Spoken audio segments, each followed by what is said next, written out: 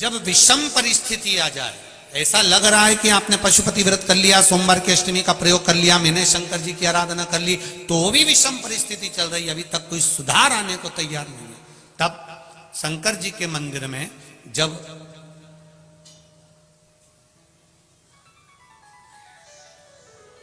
बेलपत्र चढ़ाने के लिए आप जाएं, तब प्रयास करिएगा कि बेलपत्र को, अशोक सुंदरी का स्थान सबको मालूम है ना, बोलो जम के बोलो जरा, मालूम है सबको?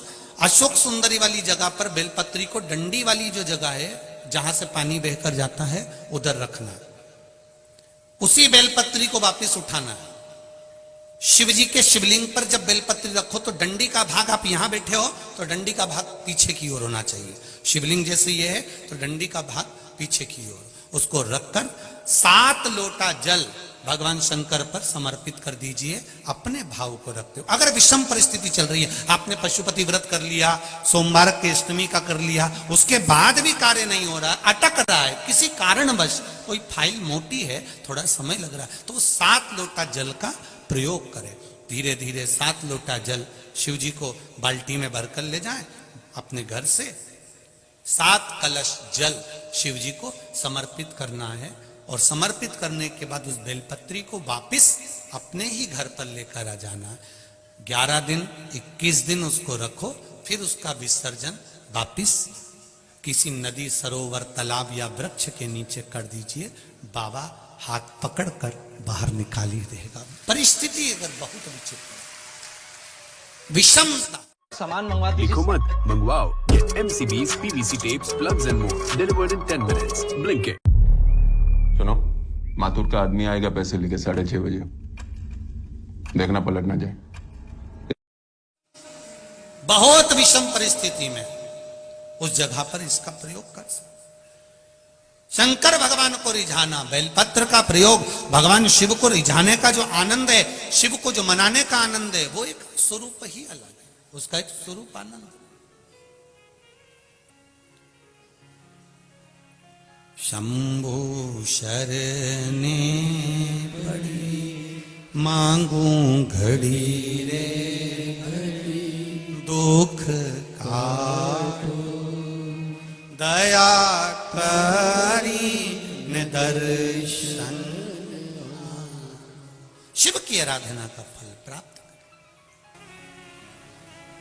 फिर कोई गीता जी का पाठ सुनाए तुम्हारे मरने पर, चाहे कोई रामायण सुनाए, चाहे कोई भागवत सुनाए, चाहे कोई पुराण सुनाए, चाहे तुम्हारे सिर के पास में कोई घी का दिया लगाए, चाहे तेल का लगाए, चाहे तुम्हारे मरने के बाद कोई दही पेड़ा खिलाए, चाहे तुम्हारे मरने के बाद कोई गुलाब जामुन खिलाए, उसकी कोई कीमत नहीं। अपने जीते जी ये श्वास के चलते चलते भगवान की भक्ति को धारण करिए। काम करते रहो, नाम जपते रहो, भोला मिलेगा जरूर, कभी ना कभी वो मिलेगा। आप अपनी एक एक श्वास की कीमत को समझिए, अपनी एक एक श्वास की कीमत को जानिए, क्योंकि ये श्वास कोई हल्की फुल्की नहीं है।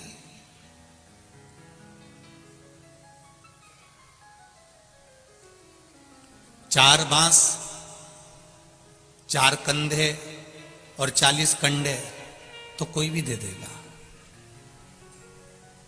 कितने बांस? जम के बोलो जरा।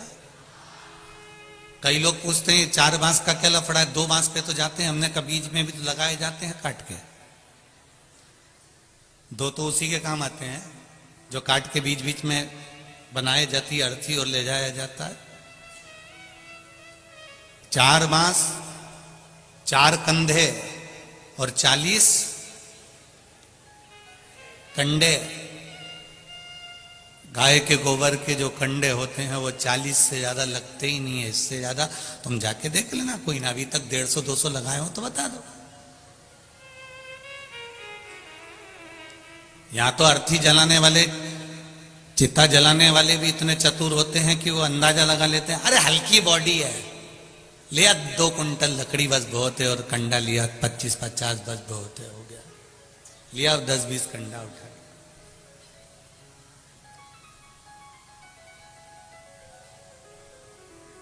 पूरी जिंदगी हमने इसी में निकाल दी कि मेरे परिवार वाले मुझे 4 कंधा देंगे, पूरे परिवार वाले मुझे 4 बांस देंगे, पूरे परिवार वाले मुझे 40 कंडे देंगे। ये समझौता करने में हमने अपनी जिंदगी निकाल दी। जोड़ जोड़ के बच्चों के लिए कर दिया और बहुओं के लिए कर दिया, परिवार के लिए कर दिया, पर अपने लिए कभी नहीं करा। वो तो आपको धन्यवाद है, आपने जिंदगी भर जो कमाया, दुकान पर, फैक्ट्री पर, ऑफिस में, नौकरी में, सर्विस में, वो अपने पत्नी और बच्चों के लिए कमाया।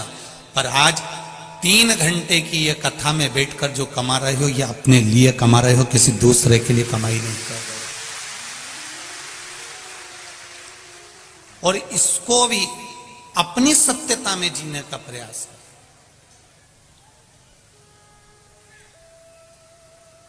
अपने आनंद के साथ जीने का प्रयास करें। बड़ी मुश्किल से नर तन मिला,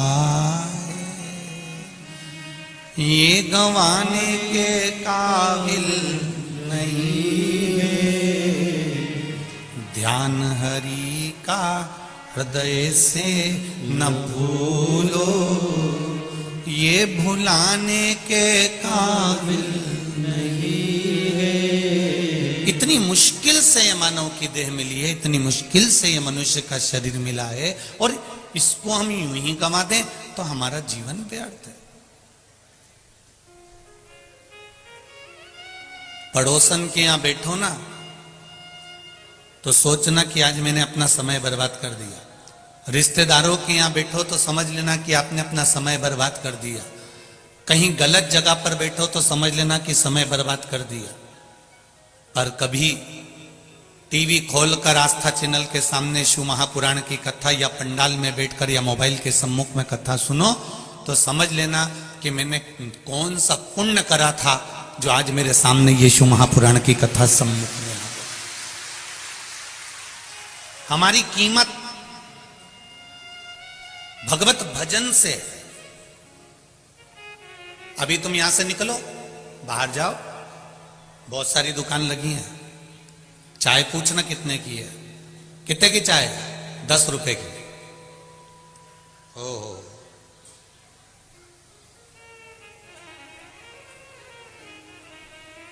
अब तुम जाते जाते बीच में कोई अच्छी होटल मिल जाए, वहां पर रुकना। चाय कितने की है? 25 रुपए की। फिर और जाते जाते कहीं 4 स्टार होटल मिल जाए, 4 सितारा होटल मिल जाए तो वहां पर पूछना चाय कितने की है? 90 रुपए की। फिर कोई 5 स्टार होटल जहां वीआईपी जाता हो, वहां जाकर पूछना चाय कितने की है? 200 रुपए की। जो चाय, अब उसने कोई अलग से तुम्हारे लिए 200 रुपए में कहीं केसर और पिस्ता तो नहीं डाला होगा चाय के अंदर।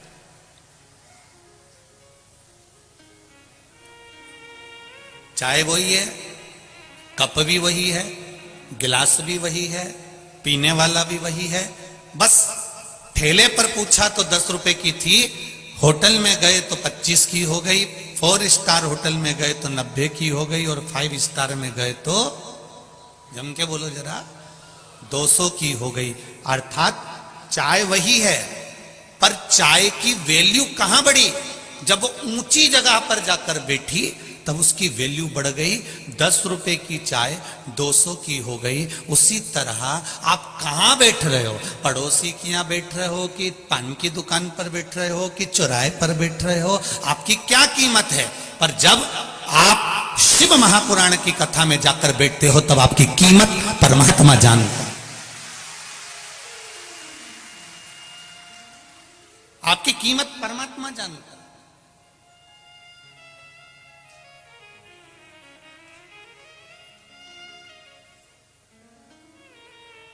कोई नेता आए तो भी लोगों की व्यवस्था रहती है, कोई राजनेता आए तो भी लोगों की व्यवस्था रहती है, कोई कलाकार आए तो भी लोगों की व्यवस्था रहती है।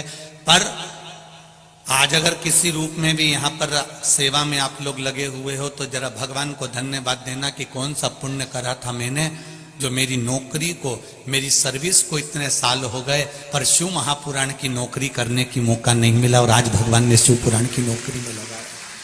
नेता की बहुत करी, अभिनेता की बहुत करी, राजनेताओं की बहुत करी, पर आज तुम शंकर की कर रहे हो, या सीहोर वाले महाराज की नहीं।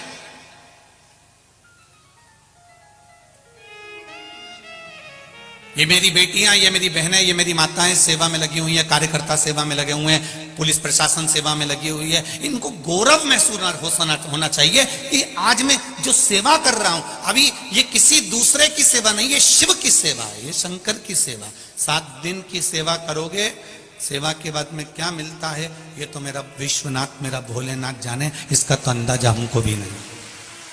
क्या सेवा का फल मिल सकता है ये मेरा शंभू जाने, ये मेरा त्रिकालदर्शी। एक पत्र आया है, देखिए उस पत्र में कोई डॉक्टर साहब ने पत्र लिखा है।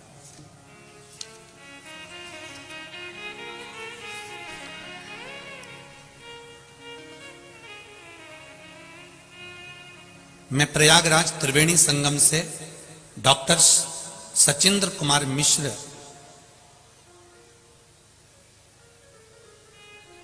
पुत्र श्री कमलेश नारायण जी मिश्र निवासी 94A12 राजीव नगर प्रयागराज से उत्तर प्रदेश से हूं। कहीं बैठे हैं डॉक्टर साहब तो हाथ हिलाइएगा। आप ही हैं? श्री शिवाय नमस्तुभ्यम। आप तो पास में बैठे हैं, माइक दे दूं आपको? दे दो जरा। क्या होता है, दूर कोई बैठा रहता है तो माइक पहुंचने में टाइम लगता है, इसलिए हम लोग नहीं पहुंचाते आजकल।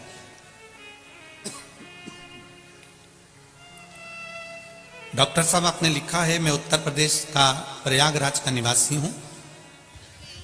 पहले तो मैं आपको नमन करता हूं कि आप प्रयागराज की भूमि से आए हैं, आपको प्रणाम करता हूं मैं। पिताजी भी हमारे आए हैं। पिताजी कहाँ खड़े रहिए। श्री शिवाय नमस्तुभ्यम बाबूजी। आप माताजी पिताजी। श्री शिवाय नमस्तुभ्यम। आप प्रयागराज की भूमि से आए हैं, त्रिवेणी संगम से आए हैं, गंगा यमुना सरस्वती का जहाँ संगम है, ऐसी पावन धरा को आपको नमन करता हूँ। हमने आपको जल भी भेजा था, गंगा जल भेजा था ट्रेन से बनारस जब आप जा रहे थे। जी जी। तो मैंने ये भैया है ना, ये फोटोग्राफर, हाँ, इनसे लेटे हनुमान जी का प्रसाद और त्रिवेणी का जल भेजा था। जरूर जरूर, बाबा की कृपा। आपने लिखा है इसमें जी कि मैं पेशे से डॉक्टर हूँ, चिकित्सक हूँ, बाबा की कृपा है, खूब आनंद में है। गुरुदेव, मैंने सागर में जब केसरवानी जी कथा करवाए थे तब मैंने टीवी पर कथा सुनकर ये विश्वास रखकर मैं सागर गया था। आप कहते हो कि पंडाल में शिव महापुराण की कथा एक बार सुनकर क्या प्राप्त होता है, जरूर सुने। मैं सागर में केसरवानी परिवार ने जब कथा कराई तो सुनने के लिए गया, वहां मैंने कथा सुनी, केसरवानी परिवार से भी मिलना हुआ, सब बात कर फिर हम रात्रि विश्राम कर सब आनंद के साथ में सीहोर कुबेरेश्वर धाम चले गए। कुबेरेश्वर धाम जाकर हमने गौशाला का दर्शन करा, भोलेनाथ जी को प्रणाम करा। वहां कंकर शंकर है, रुद्राक्ष तो मिला नहीं, रुद्राक्ष मिल गया था। मिल गया था। वो राय साहब मिले थे सर जी, बिटोही के नहीं है वो सरपंच जी। जी जी। ये सब भोले बाबा की कृपा थी सर।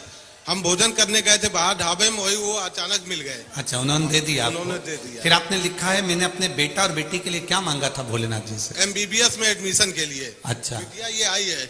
हो गया दोनों का? नहीं, एक का हो गया है, दोनों इसका हो गया, बिटिया इसका हो गया। बेटी आपको बहुत बहुत बधाई, बाबा की कृपा है।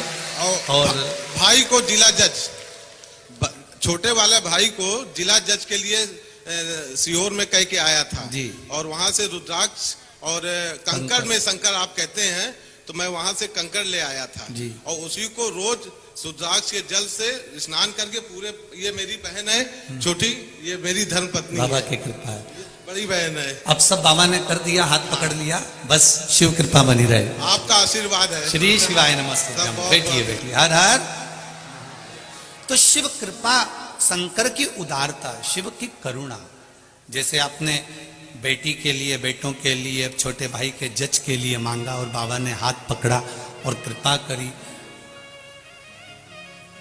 ये शिव की कृपा बिना नहीं हो सकता। आप क्या प्राप्त कर रहे हो, आपको क्या मिल रहा है, ये हम नहीं जानते। वो तो आपके पत्र आते हैं तो हमको मालूम पड़ता है, नहीं तो हम तो इतना जानते हैं कि शंकर की कथा कहना है, शंकर की कथा सुनना है और शिव को वाचना है, शिव को बचवाना है और शिव को ही श्रवण करना है। यहां कोई दूसरा है ही नहीं। उसकी कृपा जो है, उसकी करुणा जो है, तेरी कृपा बिना ना हिले एक भी अणु, लेते हैं श्वास तेरी कृपा से तनु तनु। बखान क्या करूं मैं राखों के ढेर का, चपटी भभूत में खजाना कुबेर का। हे गंगधार मुक्ति द्वार ओमकार तू, बोले ओमकार तू। आयो शरण तिहार शंभु तार तार तू। ये शिव कृपा है, ये शंकर की उदारता है। शिक्षक आपको शिक्षा देता है,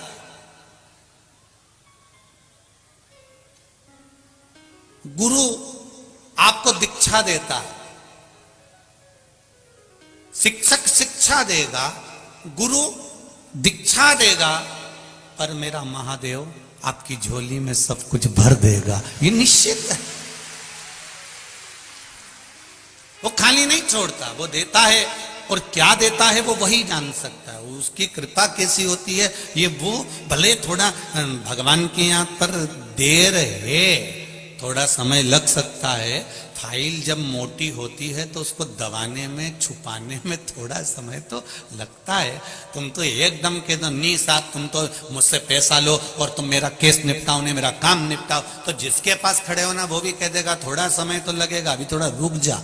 एकदम नहीं कर सकता, एकदम कर दिया तो लोग मुझे निगल जाएंगे, इसलिए थोड़ा फाइल को दबाने में, छुपाने में थोड़ा समय लगता है। उसी तरह परमात्मा के पास भोलेनाथ जी का हाथ तुमने पकड़ा है, शंकर जी की शरणागति लिए, शिव के चरणों में तुम गए हो, और तुम्हारा दुख बड़ा भारी है, तुम्हारा कष्ट बड़ा भारी है, पूर्व का किया गया पाप बड़ा भारी है। उस पाप को काटने में शंकर भगवान को भी तो मां बैठे हैं शिव पंचायत में। जैसे हमारे यहाँ पंचायत लगती है तो वहां भी तो पंचायत लगती है, उनको भी तो जवाब देना पड़ता है कि भोलेनाथ जी तुम ये क्या कर रहे हो, ब्रह्मा जी तुम ये क्या कर रहे हो, भगवान विष्णु तुम क्या कर रहे हो। सबके सामने शंकर भगवान को भी जवाब देना पड़ता है कि इसका दुख तुमने कैसे काट दिया। इसकी किस्मत में तो दुख लिखा हुआ था, इसकी किस्मत में तो रोना लिखा हुआ था, इसकी किस्मत में तो ठोकर लिखी हुई थी, फिर आपने इसको कैसे तार दिया। तब शंकर भगवान कहेंगे कि भैया देख, फाइल उठा ले, इसने मेरे पशुपति व्रत करे थे, 5 सोमवार आई थी,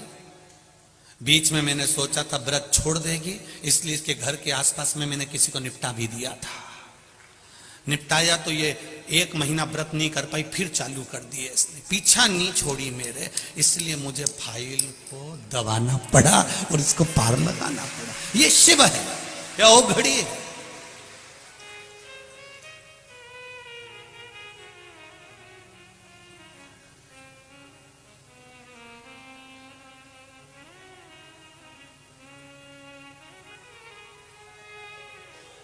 एक व्यक्ति वो होता है जो दूध की थैली वाले के यहां जाता है दूध की थैली लेने के लिए। ए भैया दूध की थैली दे दे जरा, 20 रुपए ले, 25 रुपए ले, 50 रुपए ले, दूध की थैली दे। एक व्यक्ति वो होता है जो दूध की थैली वाले के यहां जाता है, दूध की थैली लेकर आता है। और एक व्यक्ति वो होता है जो गाड़ी लेकर निकलता है, दूध की थैली वाली के रुकता है, 50 रुपए जमा करता है, घर पे देते हुए जाना।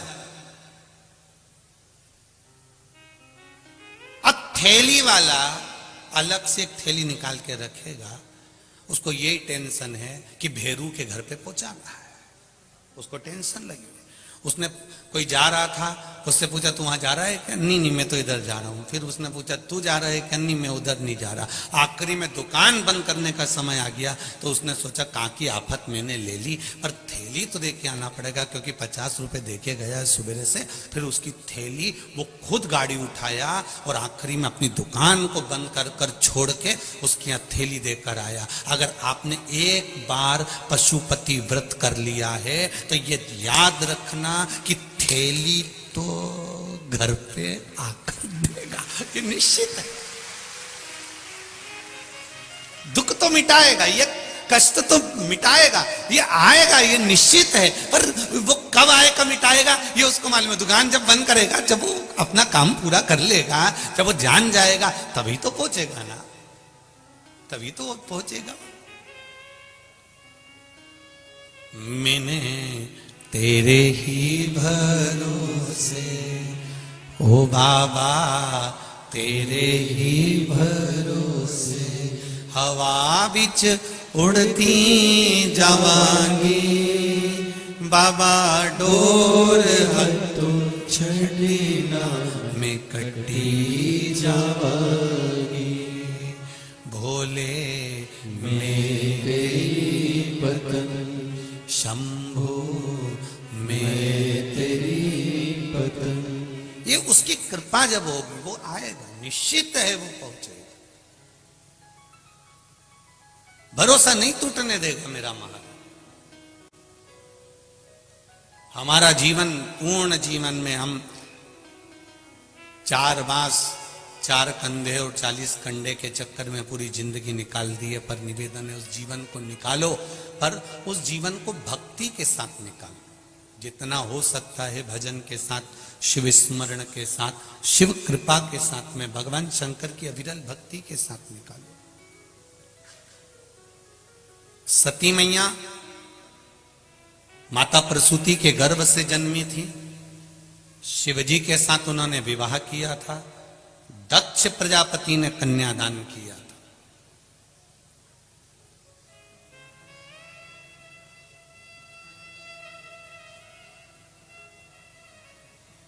अब दक्ष प्रजापति ने कन्यादान करा, इसके बाद भी अपने जमाई से इतना बैर क्यों है?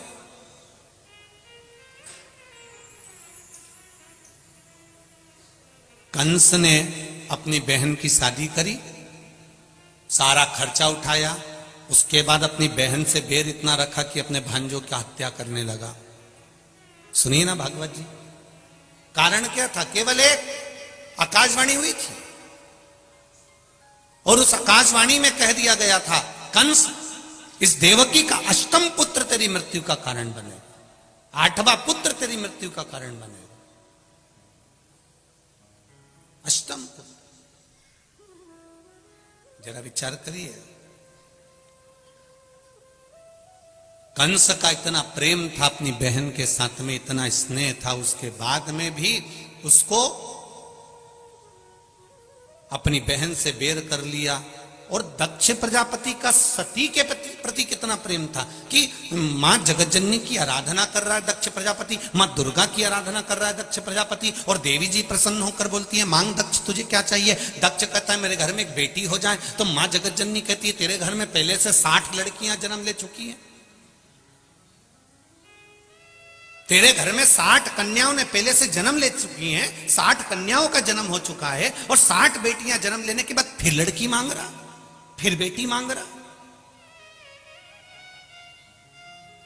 अरे जरा विवेक रखो दक्ष प्रजापति, इतनी लड़कियां होने के बाद तो लोग लड़का मांगते हैं और तू लड़की मांग रहा है। दक्ष प्रजापति कहते हैं मां, बेटा एक कुल को तारता है और बेटी 2 कुल को तार देती है। 2 कुल को बेटियां तारती, पर मेरा बेटियों से एक निवेदन हर पल, हर घड़ी, हर क्षण रहा है। जिन माता और पिता ने तुम्हारी परवरिश में पूरी जिंदगी निकाल दी, तुम्हें अच्छा कॉलेज, अच्छा स्कूल, अच्छी एजुकेशन दी है, कपड़े पहनने के लिए मना नहीं करा,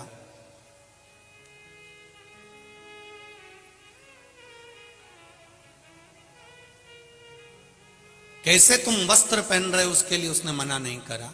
बस मेरा बेटियों से इतना सा निवेदन है कि अपने माता पिता को कन्यादान का मौका जरूर देना, उसको वंचित मत रखो, उसको कन्यादान का मौका दीजिए। और एक बात अभी तक कथा में नहीं कही जो आज कहने जा रहे हैं, आपको अच्छी लगे तो उत्तर प्रदेश की मां गंगा के घाट पर जो कथा हो रही है, ये कल्याणपुर कानपुर की, आपको अच्छा लगे तो अपने जीवन में उतारिएगा। नवयुवक बेटे और बेटियों से निवेदन है, ड्रेस और एड्रेस ये दोनों अगर सही हैं तो आप उन्नति की सीढ़ी पर चढ़ जाओगे। जम के बोलो क्या क्या? ड्रेस और एड्रेस अगर सही है तो आप उन्नति की सीढ़ी पर चढ़ सकते हो, आपको कोई नीचे उतार ही नहीं सकता।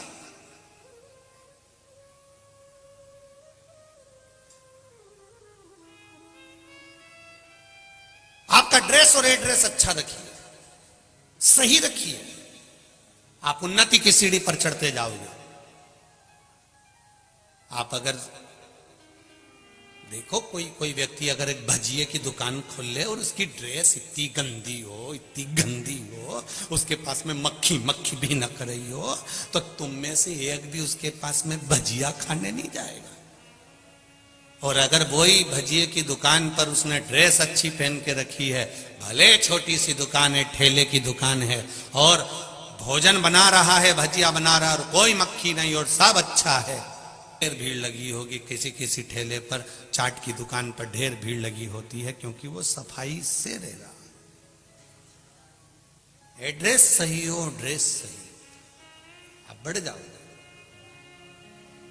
कहां बैठ रहे हो, एड्रेस से मतलब ये होता है कि तुम्हारी बैठक कहां पर है, किसके पास में बैठ रहे हो, कौन के पास बैठ रहे हो, कौन तुमको आड़ी टेढ़ी सलाह दे रहा है, कौन तुमको श्रेष्ठ सलाह दे रहा है, कौन तुमको समझा रहा है। अगर आपका ड्रेस और एड्रेस ठीक है तो आपका हाथ भोलेनाथ पकड़े हुए हैं, आप आगे बढ़ते चले जाओगे। आज कलाकारों ने मुंबई में बैठकर फिल्मों का निर्माण करने वालों ने जिन फिल्मों को बनाया है उसमें सबसे ज्यादा अगर कुछ गलत दिया है तो ये ड्रेस और एड्रेस दोनों बिगाड़ दिया है, जिसके कारण पूरा विश्व, पूरा राष्ट्र आज कर्त की ओर जा रहा है।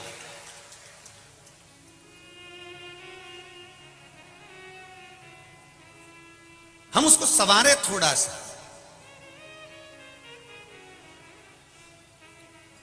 हम उसको जाने।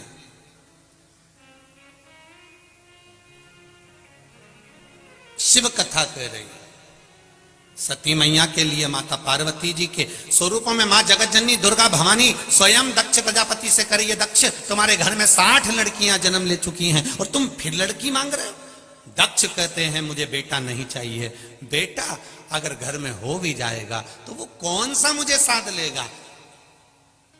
तुम्हारे घर में भी तुम्हारा बेटा रह रहा है, तुम्हारे घर में भी तुम्हारा बेटा रह रहा है, शादी हो गई, विवाह हो गया, सब कुछ हो गया, पोता पोती हो गए। मैं एक एक डोकरी अम्माओं से, बुढ़ी बुढ़ी माताओं से पूछना चाहूंगा कि तुम्हारा बेटा और बेटी दोनों की शादी हुई, बेटी पराए घर चली गई, बेटा तुम्हारे पास रह गया। ईमानदारी की बात बताना कि बेटा कितने घंटे तुम्हारे पास बैठकर बात करता है। कम से कम बेटी रोज फोन लगाकर पूछ तो लेती है कि मम्मी तू कैसी है।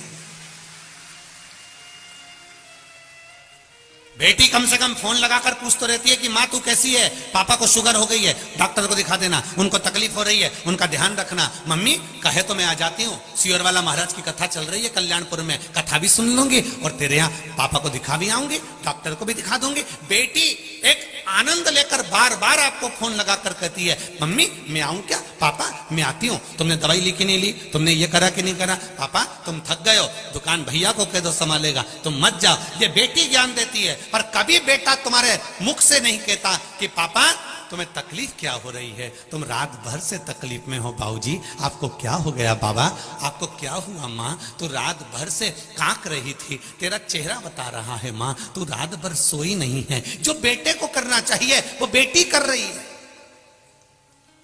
इसलिए दक्ष प्रजापति कर रहे हैं, मुझे बेटा नहीं मुझे बेटी दीजिए, जो पल पल में मेरा साथ देने के लिए कदम से कदम मिलाकर खड़ी रहे, ऐसी बेटी मुझे चाहिए। वो बेटी का मुझे जन्म दे दो। मां जगत जननी दुर्गा भवानी कहती है,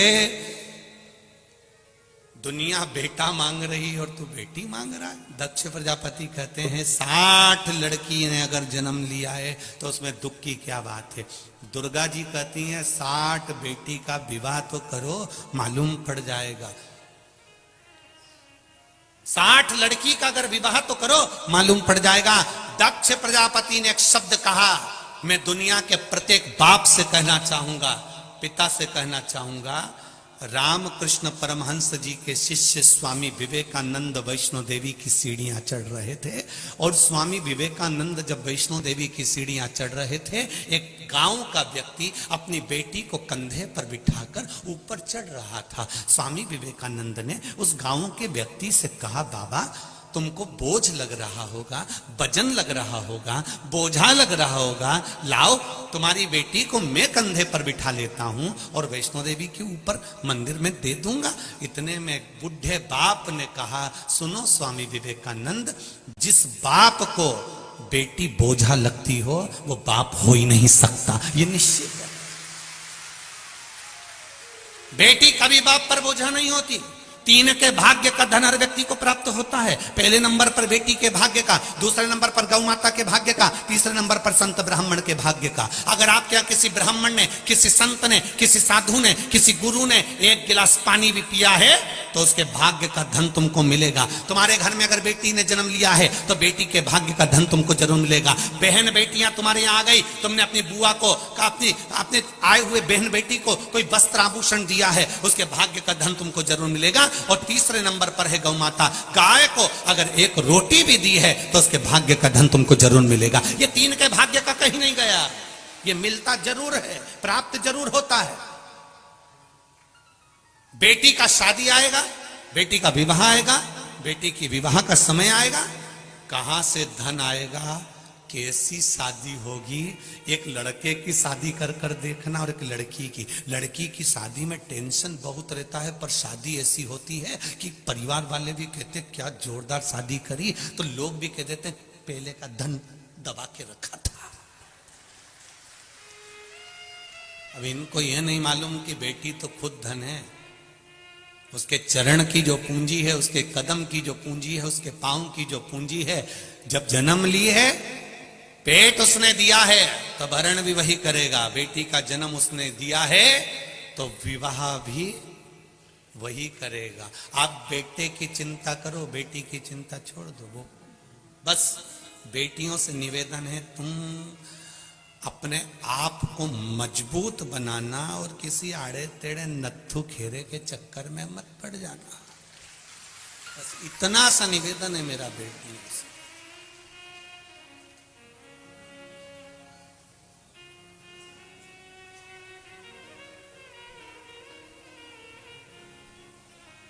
जाए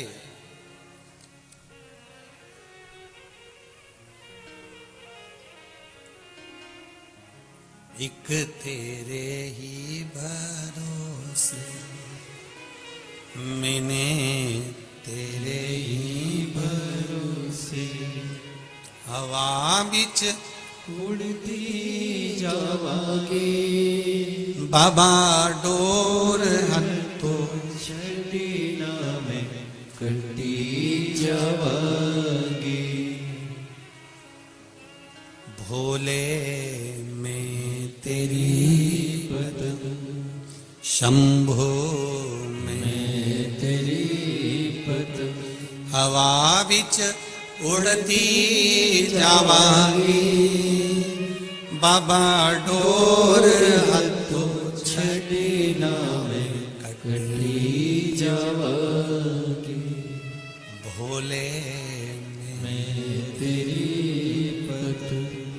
शिव कथा कह रही है, शिव कथा वर्णन कर रही है कि सती मैया के लिए देवी जी ने बार बार मना करा, पर दक्ष प्रजापति नहीं माने। एक नारी का जो जीवन होता है बड़ा विचित्र होता है। एक स्त्री का जो जीवन होता है बड़ा विचित्र होता है।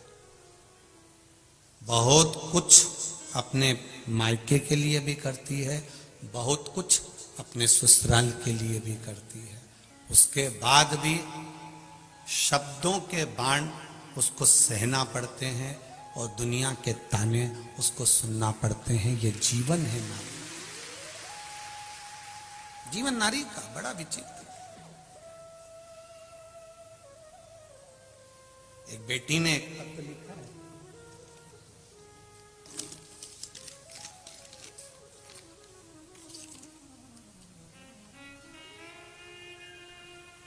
मेरा नाम सरस्वती पटवा है, मैं उन्नाव शुक्लागंज गंगा पार से आई हूं। कहीं बैठी हो सरस्वती जी पटवा तो हाथ जरूर हिलाइएगा। कहीं बैठी हो तो हाथ हिलाइएगा। आप ही हैं, दोनों हाथ हिला देगा। श्री शिवाय। सभी लोग मत हिलाओ, बस केवल जो सरस्वती पटवा है वही हिलाए। हाँ ठीक है, दिख गई हो बेटा। श्री शिवाय नमस्ते। एक बार फिर से हिला दीजिए। श्री शिवाय नमस्ते। मेरा नाम सरस्वती पटवा है, मैं उन्नाव शुक्लागंज गंगा पार से आई हूं। गुरुजी, नारी का जीवन बड़ा विचित्र होता है। तकलीफ आई जीवन में। मेरे 2 गठान 2 ही तरफ हो चुकी थी गुरुदेव। एक 5 mm की थी, एक 4 mm की थी। डॉक्टर ने बोल दिया था, पहले भी 2 बार ऑपरेशन हो चुके हैं, अब हिम्मत नहीं थी कि ऑपरेशन करवाऊं। मैंने सोचा कुछ हो, अब मौत ही क्यों ना आए, क्योंकि 2 बार मैं ऑपरेशन करवा चुकी थी। अब ये तीसरी बार ये 2 गांठ सामने आ गई, फिर गांठ हो गई और वो गांठ ठीक नहीं। बड़े डॉक्टरों को भी दिखाया परंतु उसमें कोई आराम नहीं, ऑपरेशन फिर करवाना। गुरुजी, अगस्त सावन के महीने में मैंने शिव महापुराण की कथा टीवी पर सुनी। 1 लोटा जल चढ़ाना और बेलपत्र चढ़ाना शुरू किया। मैं रोज मंदिर जाती और बाबा जी से कहती, बाबा बहुत दर्द होता है, बहुत तकलीफ में हूं बाबा। सियोर वाला महाराज कहता है कि आप बच्चों की तरह परवरिश करते हो बाबा, मुझे संभाल लो, मुझे बहुत तकलीफ है बाबा। मैं किससे कहूं बाबा, मुझे रोग बड़ा है, कष्ट बहुत है बाबा। अब ऑपरेशन नहीं करा सकती मेरे शरीर का, आप मेरे अंदर की जो गांठें हैं दोनों को गला दो बाबा। गुरुदेव रोज रोती थी बाबा के सामने, ठीक कर दीजिए ना बाबा। भोले बाबा को 1 लोटा जल चढ़ाना चालू करा। बाबा को एक बेलपत्र जो चढ़ी मिल जाती थी उसी को उठा कर ले आती थी। और आप कहते हो ना गुरुदेव की प्रसाद समझकर, औषधि को मांग कर खाना है, मैं औषधि मांग कर लाती थी। बाबा की कृपा हो गई गुरुदेव, अब मेरी दोनों गठाने गायब हो गई हैं और दर्द बंद हो गया है। मैं बाबा को धोख लगाने आई हूं। बैठिए बेटी, सरस्वती जी पटवा बैठिए। श्री शिवाय नमस्ते। शिव कृपा होती है ऐसी। पत्र भेजा है आपने, बोलना है, थोड़ा समय लग जाएगा बाबू, जल्दी हो दियो जल्दी। कथा बहुत सारी रह जाती है ना माइक पे बोलने के चक्कर में। चल जल्दी पहुंचाओ, जल्दी। कार्यकर्ता जल्दी भेजिएगा, एक के पीछे एक देते जाओ, पहुंच जाएगा। मेरे बाबा ने लाज रखी है, ऐसा मेरा ओघड़दानी, ऐसा मेरा त्रिकालदर्शी, ऐसा मेरा शिव, ऐसा मेरा कैलाशी, ऐसा मेरा अविनाशी है। अब दिल से पुकारो उसको, अब दिल से कहो उसको। जब आप दिल से पुकारोगे, दिल से कहोगे, आप हृदय से उसको निवेदन करोगे, वो सुनेगा जरूर, ऐसा नहीं कि नहीं सुनेगा। श्री शिवाय नमस्ते। गुरुजी श्री शिवाय नमस्तुभ्यम। बाबू क्या नाम है आपका? मेरा नाम कृष्ण कुमार शर्मा है। कहाँ से आए बाबू? मैं यहीं कानपुर श्यामनगर का निवासी हूँ। जी, गंगा मैं तट के हैं, आपको नमन करता हूँ। गंगा तटवासियों को सबको प्रणाम मेरी ओर से। एक बहुत छोटा सा संस्मरण में बस कहना चाहूंगा, मेरे बाबा की ऐसी दया है जी। एक बार मैं मंडी गया था कुछ सामान लेने, मेरी गाड़ी का पेट्रोल खत्म हो गया। मैंने अपने छोटे भाई को बुलाया कि आ करके मुझे कुछ पैसे दे दे तुम्हें, क्योंकि पर्स घर पे भुलाया था। वो अपना पर्स लेकर के आया और उसने मुझे पैसे दिए। मैं चला गया, उसका पर्स वहीं गिर गया कहीं मंडी में ही। जी। मैं घर वापस आ गया। इसके बाद वो ढूंढने लगा कि पर्स कहाँ है। उस पर्स में काफी डॉक्यूमेंट थे, पैसे तो थे ही थे, काफी डॉक्यूमेंट ऑफिस के थे। जी। तो उसी समय ये अष्टमी का व्रत कराया था आपने। सोमवार की अष्टमी का। जी, सोमवार का अष्टमी का, और वो पार्थिव शिवलिंग का निर्माण। अच्छा, पार्थिव शिवलिंग निर्माण। जी, जी जी। वो हमने और मेरी ये पत्नी खड़ी हैं और मम्मी भी हैं। जी जी। इन लोगों ने सबने मिलकर किया। तो ये लोग तो रोने लगी और भाई रोने लगा कि अब मेरा होगा क्या, कई सालों का डाटा मेरा निकल गया। जी। तो मैं तो गाड़ी निकाल के, मुझे कुछ सूझा नहीं, मैं बाहर चला गया और उसी जगह मैंने कहा ढूंढूं, और रास्ते में एक भोलेनाथ का मंदिर पड़ा। जी। मैंने वहां 2 मिनट खड़े होकर कहा, बाबा अब तो बड़ी बदनामी होगी, क्योंकि घर में माँ ने और पत्नी ने जो आपका अभिषेक चल शिवलिंग रहा है। निर्माण किया है, जी। और इसकी वजह से अब आप जानो, आप ही के ऊपर सारी बात आनी है, निश्चित समझ लो। और मैं तो जा रहा हूं, आप समझो।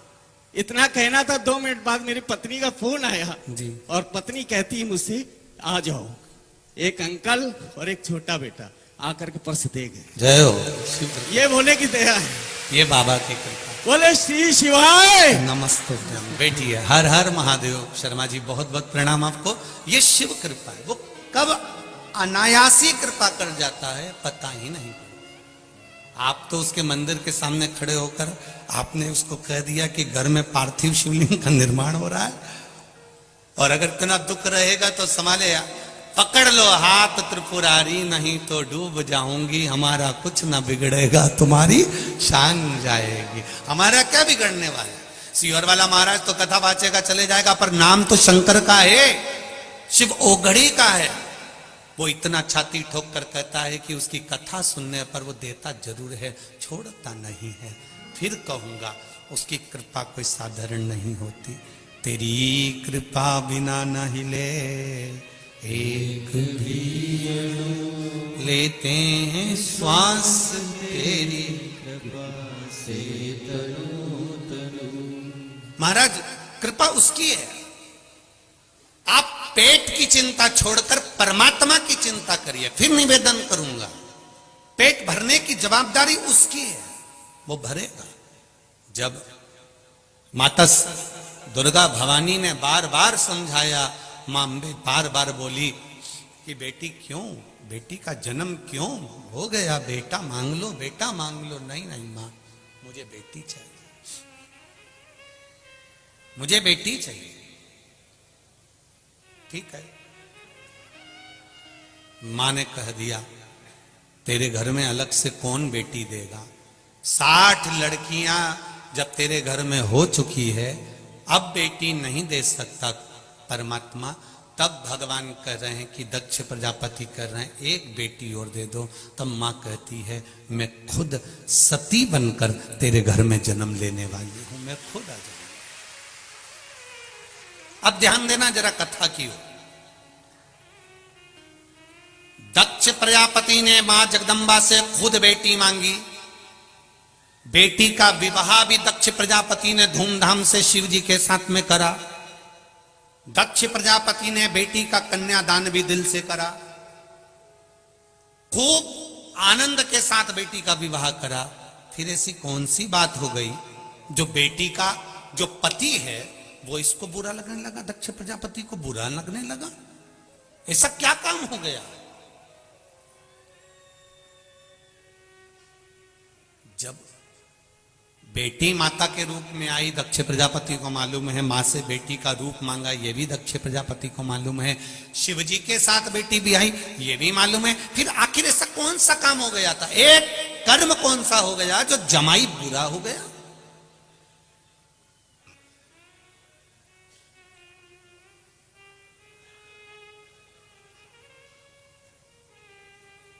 बहुत ध्यान दीजिएगा थोड़ा सा।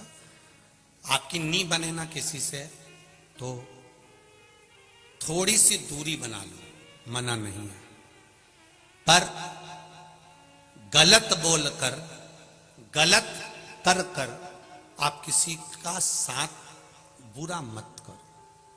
थोड़ी दूरी बना लो, चल जाएगा। अगर थोड़ी सी दूरी बन गई ना तो भी काम चलेगा, पर आप किसी का बुरा मत सोचो और बुरा मत करो। किसी ने आपका अगर आपसे नहीं बन रहा है, आपसे नहीं बातचीत है, आपसे नहीं उसका प्रेम स्नेह, तो आप थोड़ा दूरी बना लो। ठीक है भैया, राम राम साहब, जय जय श्री कृष्णा, जय श्री हरे, हर हर महादेव, श्री शिवाय नमस्तु। थोड़ी दूरी बना लो, पर व्यवहार खराब मत करो, बात खराब मत करो। दूरी बना ली, चल जाएगा। थोड़ा दूर हट गए, चल जाएगा।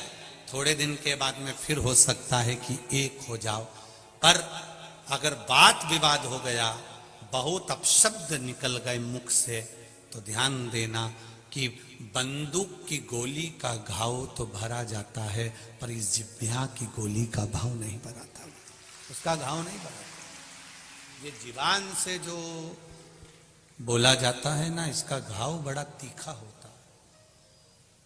बहुत ध्यान दीजिए, वाणी ऐसी बोलिए जो मन का आपा खोए, पर आज के जमाने में वाणी ऐसी बोलिए जो जम के झगड़ा, पर उससे मत बोलिए जो तुमसे तगड़ा। आज का जमाना थोड़ा सा उल्टा है कि लोग थोड़ा ध्यान नहीं दे पाते, बस बोलना है। गुस्सा तो ऐसा भरा हुआ है, क्रोध इतना भरा हुआ है व्यक्ति में कि 1 सेकंड में तन्न फन, और 1 मिनट का गुस्सा आता है, 2 मिनट का, 5 मिनट का आता है। उतने से गुस्से में वो ऐसा काम कर जाता है कि 10-15 साल तो उसका केस लड़ने में निकल जाता है, और बाकी के 10-15 साल उसके जेल में निकल जाते हैं। एक गुस्सा, क्रोध कितनी देर का था? मात्र 5 मिनट, 10 मिनट का। 10 मिनट में वो अंदर गया, तलवार लाया, चक्कू लाया, डंडा लाया, बंदूक लाया और उसने दे मारा। कितनी देर लगी?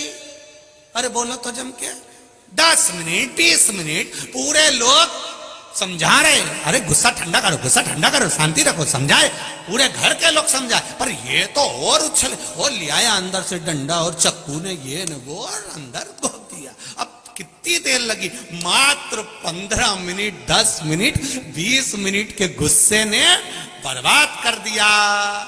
ले गए पकड़ के, 4-5 साल केस चलता रहा, फिर आखिरी में 8-10 साल जेल में पड़े रहे। अब अंदर पछता रहे और कहते फिर रहे, राजीनामा करवा लो, राजीनामा करवा लो, राजीनामा करवा लो। पूरा मोहल्ला कह रहा था कि गुस्से पे संयम रखो, क्रोध पर संयम रखो। और हम जिस भी जगह पर कथा करने जाते हैं, पूरी समिति को हम बार बार एक ही बात कहते हैं, चाहे वो जे लोग कथा लेने आए हो तो इनको भी हमने एक ही बात कही होगी कि अपने क्रोध पर संयम रखकर कथा करवाना, तो कथा सफल हो जाती है। जरा जरा सी देर में तन्न फन ये पड़ा और वो चले, तो ऐसे में कथा होना बड़ा कठिन पड़ जाता है। अपने क्रोध पर संयम, क्रोध पर संयम।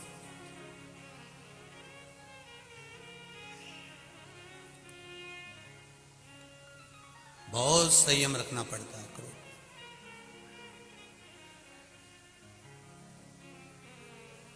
जब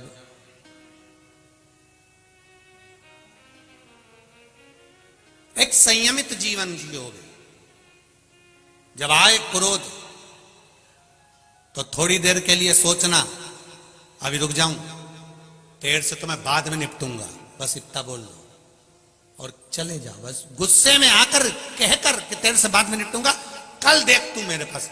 और क्रोध को कल पर टाल दो।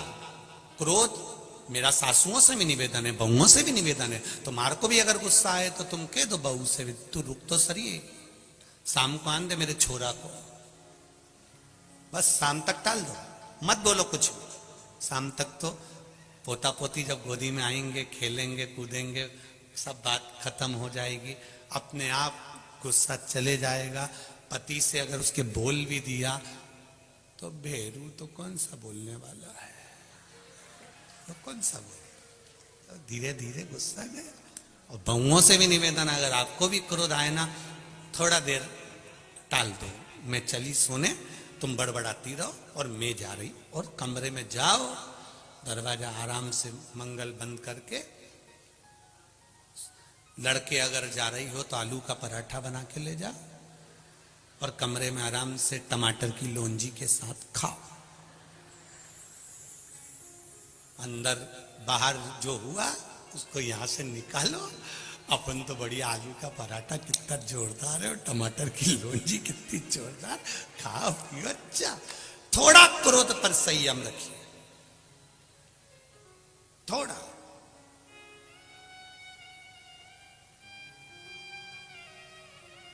पर महाराज खाए बिना रह जाऊं, आगे बोलना जरा। ये देखो कितनी जल्दी बोली, खाए बिना रह जाऊं पर बोले बिना नहीं रह सकते। बस यही तो आफत है, सबसे बड़ी दिक्कत तो यह जीवान की है।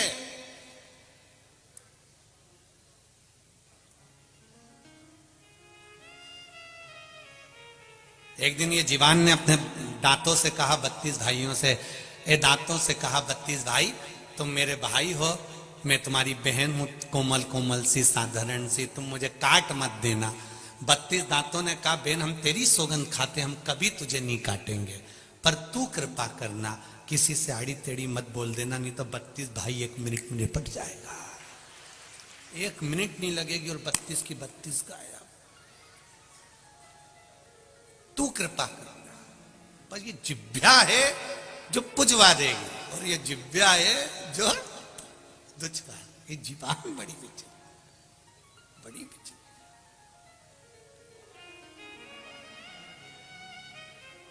इसीलिए बार बार हर पल हर घड़ी हर क्षण हम उस शिव को याद कर कर भाव महाराज।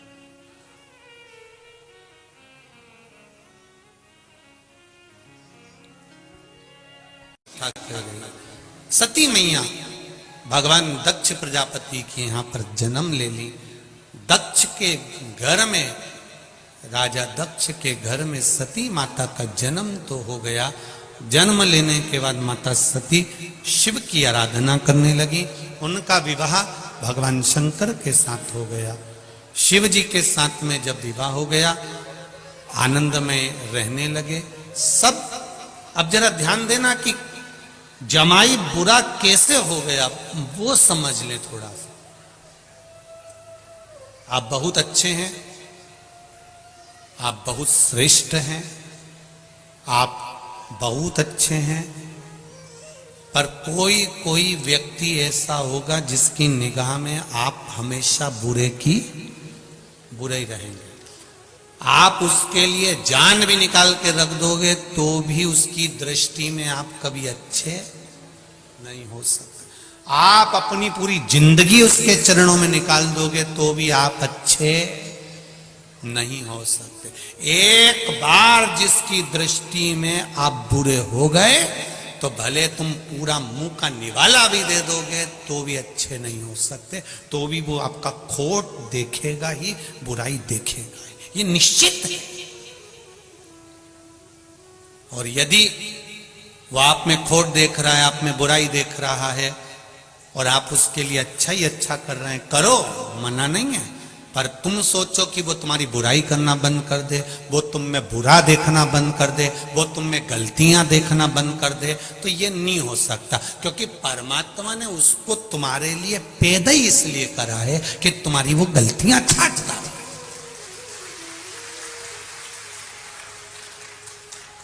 ऐसे कई लोग हैं, आप उनको प्रणाम कर लो, दंडवत कर लो, नमन कर लो, आप उनको सब कुछ कह लो, आप उनके लिए जान निकाल दो, उसके बाद भी वो 24 घंटे में पूरी कथा में यही ढूंढते रहेंगे कि गलती कहां करे और अपन को कहां पकड़ना है। बस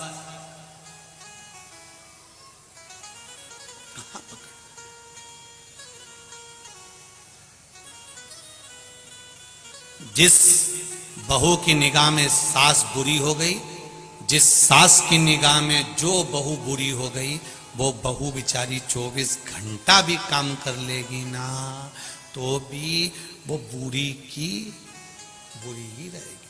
तुम भले आगे बढ़ बढ़ के सब कर लो, तुम भले शादी में आगे बढ़ बढ़ के काम कर लो, तो भी किसी की निगाह में अगर तुम बुरे हो गए हो तो वो यही देखेगा कि आगे बढ़ बढ़ के काम कर रही, जरूर मायरे में जो साड़ी आ रही होगी ना, दो चार निपटा जाएगी। उसकी दृष्टि में तुम गलत हो गए ना, तो कभी ठीक देख ही नहीं सकता। आप पूरा जान निकाल दो उसके लिए, पूरा प्राण निकाल दो आप उसके लिए, नहीं देखे। वो बुरा देख लिया उसने तो बुरा ही रहेगा, पर यह नहीं कि हमको उसका बुरा करना। शिव महापुराण की कथा कहती है, भगवान विष्णु ने भगवान शंकर के पास में जहर भेज दिया, विष।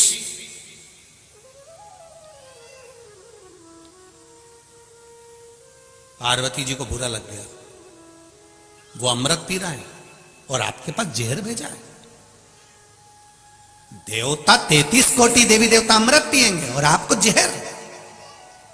भगवान बोले तो क्या हो गया, जहर भेजा है, पी लेते हैं। आपको मालूम है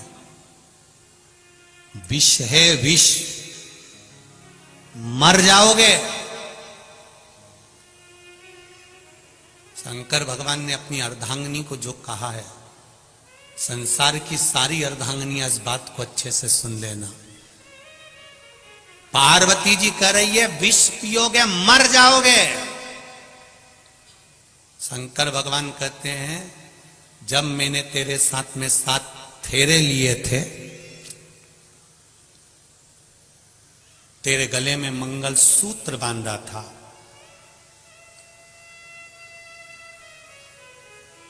वो मंगल सूत्र नहीं था पार्वती, मेरी जिंदगी की सारी तकलीफ, सारा दुख, सारा कष्ट मैंने तुझे दिया था। इसलिए भारत की भूमि पर पुरुष जितने व्रत नहीं करते उससे ज्यादा माताएं करती हैं, क्योंकि पति का दुख भी उसके खाते में होता है। करवा चौथ का व्रत पति नहीं करता, हाँ कहीं कहीं का कर लेता हो तो बात दूसरी है, वो भी हम मना नहीं करेंगे हो। पर पति अगर व्रत करता होगा तो हमको तो ये भी सोचने में आता है कि पत्नी चलनी में मुंह देखती होगी या काय में देखता होगा, वो भी एक थोड़ा सोचने वाली बात जरूर है। पर हम शिव जी कह रहे हैं पार्वती से, पार्वती फेरे के समय पर जब छठा फेरा होता है और छठे फेरे के बाद में जब 7वां फेरा होता है, उस छठे फेरे को उलट पटे का फेरा कहते हैं। यहां जितने बैठे होंगे उनको ध्यान में होगा, छठे फेरे को उलट पटा का फेरा कहते हैं। अभी तक लड़की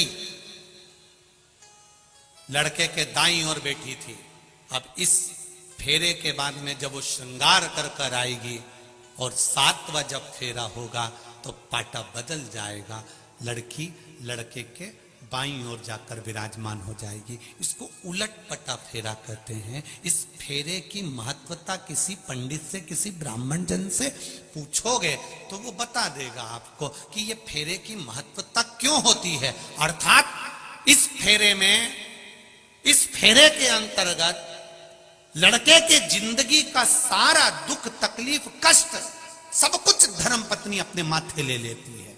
इसलिए जब दुख की घड़ी आती है तो धर्म पत्नी अपने पति को एक ज्ञानी बनकर ज्ञान भी दे देती है। तुम चिंता मत करो, हो गया ना कर्जा, धीरे धीरे चुकेगा, टेंशन लेने की जरूरत नहीं है, आप तो अपना कर्म करो, देखा जाएगा। मेरी रकम पड़ी है ना, वो दिया।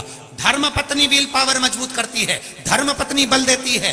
क्यों टेंशन लेते हो, मैं बैठी हूं ना, मैं चलती हूं ना तुम्हारे साथ में, मैं आगे बढ़कर काम कर दूंगी, तुम चिंता मत करो। तुम लगाओ दुकान, मैं बर्तन धो दूंगी, तुम लगाओ ये काम, मैं तुम्हारे साथ कदम से कदम मिलाकर काम करूंगी। वो होती है धर्म पत्नी। शिव जी ने अपनी पत्नी से कहा विष मेरे लिए आया है, मैं पीऊंगा, मर जाऊंगा, तो क्या तुम मुझे देखती रहेगी? धर्म पत्नी कहती है तो मेरा क्या काम है। पति कहता है अनसुईया पति को लेकर आ गई, सावित्री यम की केस से लेकर आ गई, तो तू तेरे पति को मरता हुआ देख लेगी। पार्वती जी कहती अब भी अच्छे से पियो, तुम जरा पियो पियो, मैं निपट लूंगी सब। शंकर भगवान ने विष का प्याला लिया, शिव जी ने विष पीना चालू करा, पार्वती मैया श्वास में से प्रवेश कर गई, कंठ पर जाकर बैठ गई, पूरा विष निकल गई, पूरा विष निकल गई।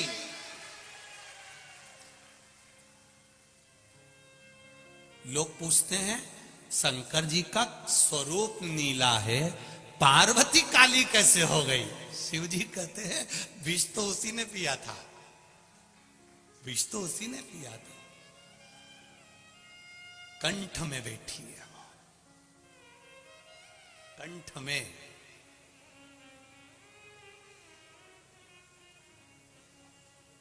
भीतर बैठकर विष शिव जी ने पिया।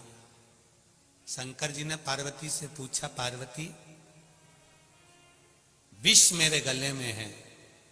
पार्वती जी कहती हैं मैं भी आपके कंठ में ही हूं, आपने मेरे कंठ में मंगल सूत्र बांधा था, आपके कंठ में मैंने माला पहनाई थी, वो माला साधारण नहीं थी, तुम्हारी पार्वती तुम्हारे साथ कदम से कदम मिलाकर खड़ी,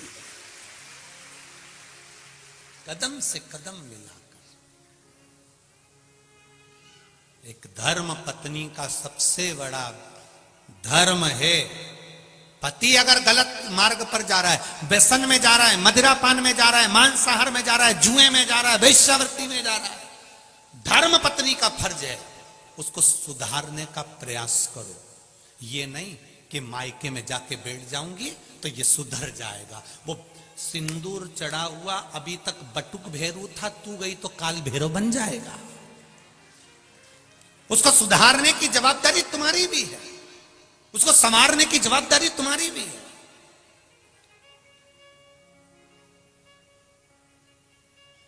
कई कई माताएं भी कह देती हैं अपने अपने बेटे के लिए, सुधर जाएगा री, तो ज्यादा ज्ञान मत दे। कल की आई और मेरे छोरे को ज्ञान दे रही है। मेरी माताओं से निवेदन है, तुम इतने साल में नहीं सुधार पाई तो अब क्या सुधार लोगी? अब उसके भरोसे पे छोड़ दो, वो थोड़ा सा क्रोध दिखाएगी, वो थोड़ा सा बोलेगी, तब जाकर तो उसका पांव रुकेगा। अगर आज तुम उसका साथ दोगी, होता है बाप अपने बेटे को संवारने की चेष्टा करता है, पर माँ जैसे ही बेटा गलत काम करके आता है तो माँ रजाई ओढ़ा के सुला देती, सो जा तेरा बाप देख लेगा, चुपचाप सो जा। माँ ने अपने बेटे पर रजाई नहीं डाली है, अपने ऊपर माँ ने खुद राख डाल ली है कि जिंदगी बर्बाद कर दी छोरे की। जिस दिन गलत काम कर कर, एक हमने बचपन में पढ़ी थी एक कथा, शायद तुमने भी पढ़ी होगी, कानपुर की जीजियों और जीजाओं, तुमने भी पढ़ा होगा, हमने भी अपने बचपन में पढ़ा था। एक बच्चा पेंसिल चुरा लाया, पेंसिल चुरा के मम्मी को बोला, माँ मैं पेंसिल लाया हूं। माँ ने कुछ नहीं कहा। बच्चा पेन लाया, माँ ने कुछ नहीं कहा। बच्चा बॉक्स लाया, माँ ने कुछ नहीं कहा। बच्चा बैग चुरा लाया, माँ ने कुछ नहीं कहा। वो बच्चा नामी चोर हो गया, चोर हो गया, पकड़ाया, ले जाकर खड़ा करा, जेल में डाल दिया, जेल में डाल दिया। तब उस बच्चे से पूछा गया तेरी अंतिम इच्छा क्या है, क्योंकि तुझे सूली पर चढ़ाया जा रहा है। वो बच्चा कहता है मेरी माँ को बुला दो, मैं उनके कानों में कुछ कहना चाहता हूं।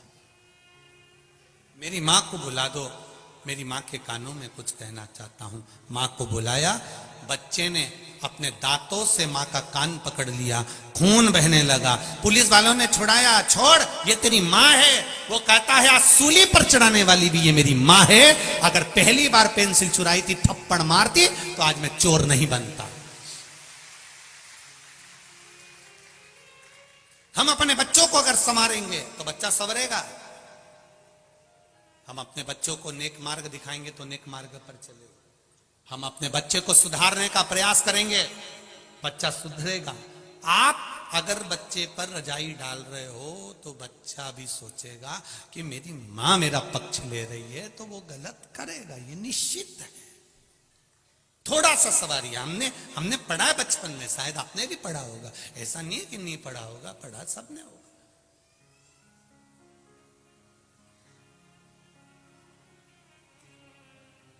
कुछ कुछ चीजें तो अभी तक नहीं भूल पाए हम भी, तुम भी नहीं भूले होगे। मटके की कथा, टम्मक टू रे टम्मक टू, वो भी चलता है। कोई भूले क्या? भले शिव कथा कह रही है, सती मैया ने शिवजी से विवाह करा। दक्ष प्रजापति की दृष्टि में शिव बुरे कैसे हो गए? केवल एक कारण शंकर भगवान का समझ में आ गया, मैं आया और शिवजी ने मुझे प्रणाम नहीं करा। इतनी सी बात, इतनी सी। अब किसी ने कहा कि शिवजी इतनी सी बात के लिए दक्ष प्रजापति की निगाह में शंकर बुरे हो गए थे? नहीं, शिव बुरे इसलिए हुए क्योंकि दक्ष प्रजापति ने चंद्रदेव को श्राप दिया था, रे चंद्रमा, मेरी बेटी का विवाह तुम्हारे साथ में हुआ है, तुम केवल एक रोहिणी पर ध्यान देते हो, बाकी की बेटियों पर ध्यान नहीं देते। मैं तुम्हें श्राप देता हूं चंद्रमा कि तुम्हें काया का रोग हो जाएगा। चंद्रमा के शरीर में काया का रोग हो गया, काया गल गल के नीचे गिरने लगी, टपक रही है चंद्र की काया। चंद्रदेव की आंख में आंसू आ गए। नारद जी से पूछा, नारद जी मेरी काया का रोग कैसे मिटेगा? नारद जी ने कहा, तुम शंकर भगवान की स्तुति करो, पूजन करो, शिवलिंग का निर्माण करो। शंकर भगवान की पूजन करने से, शिवलिंग के निर्माण से तुम्हें जरूर कुछ ना कुछ प्राप्त होगा, ये निश्चित है। आचार्य शंकर औघड़ी दयालु दातार, मेरा कैलाशी, मेरा अविनाशी, मेरा शिव देने में कमी नहीं रखता, उसकी कृपा होना चाहिए। दीदी दूंगा मैं, आप बैठो, दूंगा, बैठिए आप, मौका दूंगा मैं जरूर आप लोगों को। शिव कृपा का उदारता, शंकर की करुणा। महाराज चंद्रदेव को काया का रोग हो गया। देवऋषि नारद ने कह दिया शिवलिंग का निर्माण करो, शंकर भगवान की पूजन करो। शिवलिंग के निर्माण करने से, पूजन से क्या मिलेगा? ये तो कई लोग अपशब्द कहते हैं कि गुरुजी तो शिवरात्रि पर शंकर जी का अभिषेक कराते हैं और शाम को कराते हैं, रात्रि को कराते हैं। अरे भैया, शिवरात्रि का मतलब है शिवरात्रि, रात भर शिव जी की आराधना कर सकते हो। और केवल महाशिवरात्रि से मतलब नहीं है, 12 महीने शिवरात्रि आती है, 12 महीने रात भर शंकर की आराधना कर सकते हो। मेरे शिव जी की पूजन के लिए कोई समय मेरे शंकर के लिए नहीं बताया गया कि तुम सुबह पूजन करना, कि दोपहर में करना, कि शाम को करना। शंकर जगत के पिता हैं और पिता के कमरे में जाने के लिए बेटे को संकोच नहीं करना चाहिए, जब मर्जी पड़े तब चलो। तुम्हारा मन करे जब भगवान भोलेनाथ के पास जाओ, तुम्हारा मन करे तब शिव के पास जाओ। जैसे रायसेन से आए हुए बेटे ने लिखा कि हम जैसे नवयुवक बच्चों में भगवान के प्रति विश्वास जागृत हुआ है शिव महापुराण के माध्यम से। और मेरे नवयुवक बेटा बेटियों से निवेदन है, संकोच मत करना। जैसे बेटे ने कथा सुनी, कथा सुनने के बाद दूसरे दिन से नियम बना लिया कि मेरा सब कुछ हो गया पर ज्वाइनिंग लेटर ही नहीं आ रहा, तो उसने भी तो हिम्मत कर कर शंकर के मंदिर में जाना चालू करा। लोगों ने ताने भी दिए होंगे, पढ़ा लिखा लड़का है, बताओ महाराज के कहने पे चल दिया। वो सियोर वाला महाराज ने तो लोगों को पागल करके रख रखा है, सबको मंदिर भेज देता है।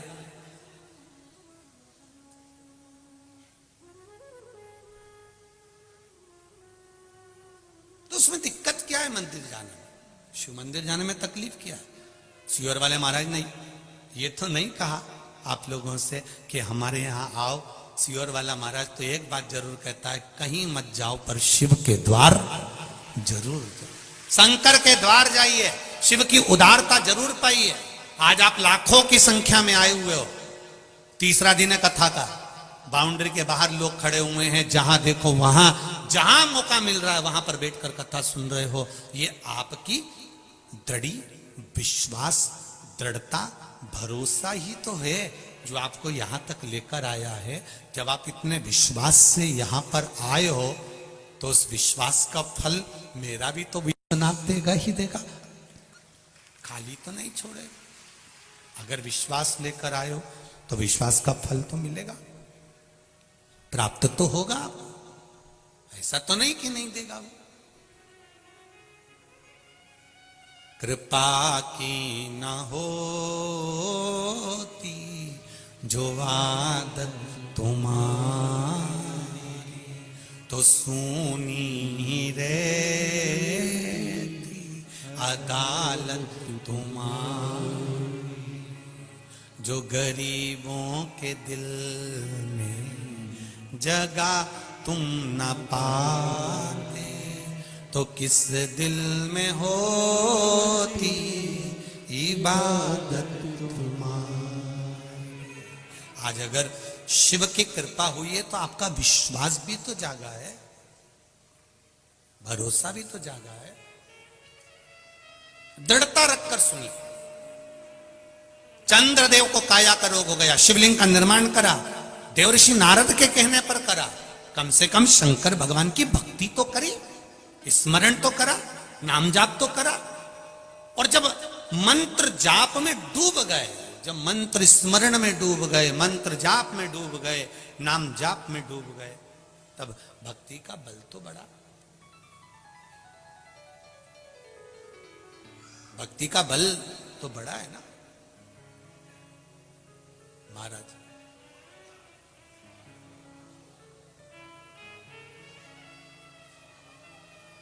उस भक्ति के बल पर शिव की आराधना। कार्यकर्ता थोड़ा ध्यान दें, पत्रकारों को नीचे घूमने की परमिशन है, वो कहीं पर भी घूम सकते हैं क्योंकि वो पत्रकार है, इसका ध्यान रखें।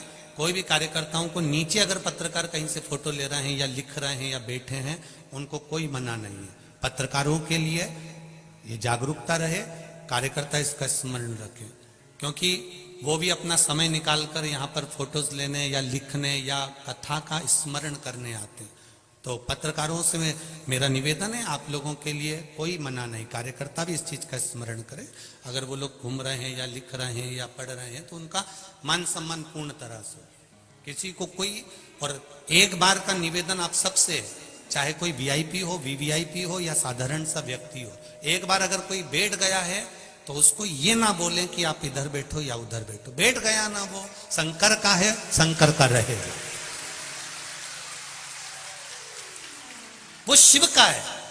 उसको नहीं मालूम कि आपका वीआईपीपन क्या है, पर वो शंकर का है। इसलिए आपने देखा होगा राम जी की शादी में सारे देवता है, शंकर जी की शादी में पहली पत्रिका ही भूत चुड़ैल को गई थी। तो यहां तो जो आया है वो शंकर का है। और शिव जी की शादी में सबसे आगे देवी देवता आगे थे, पर पीछे तो मेरे महादेव के भक्त थे अड़भंग। उनको कोई मतलब नहीं, उनको तो केवल शिव से मतलब, अड़भंगता है।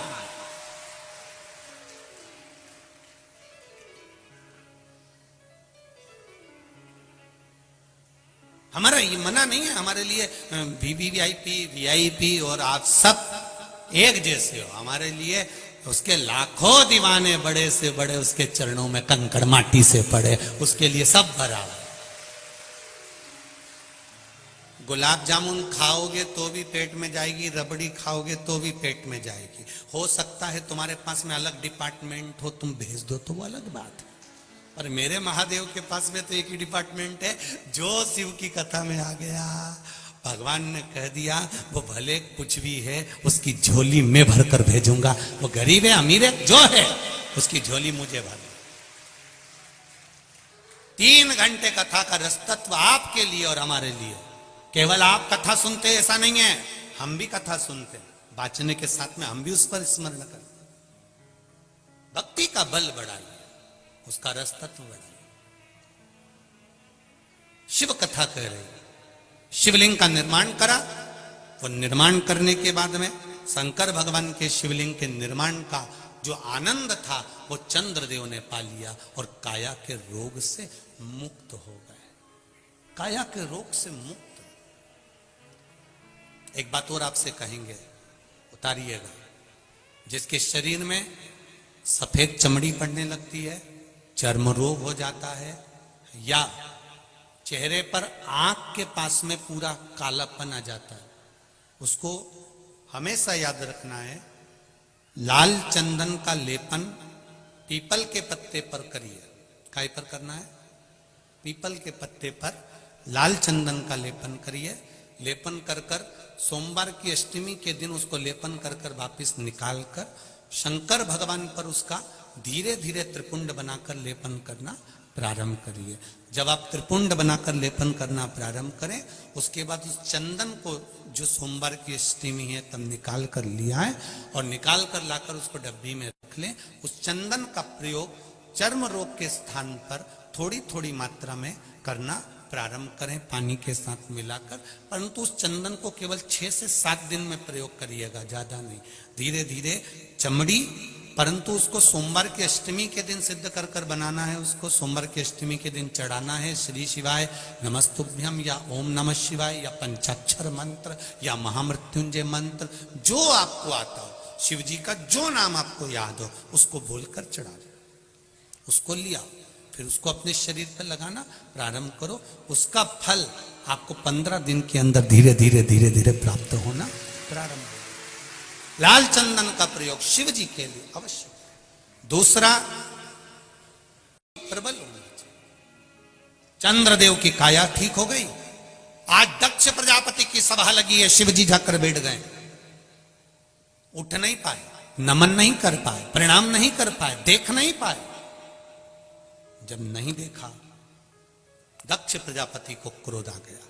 क्रोध आया, खड़े हो गए, श्राप दे दिया, रे शिव, ये केवल देखने का श्राप नहीं है, ये केवल दक्ष प्रजापति ने इसलिए शंकर जी का अपमान करा क्योंकि इन्होंने चंद्रदेव की काया को ठीक कर दिया था। श्राप दिया था दक्ष प्रजापति ने, और चंद्रदेव जब सभा में आकर बैठे तो उनकी काया ठीक थी।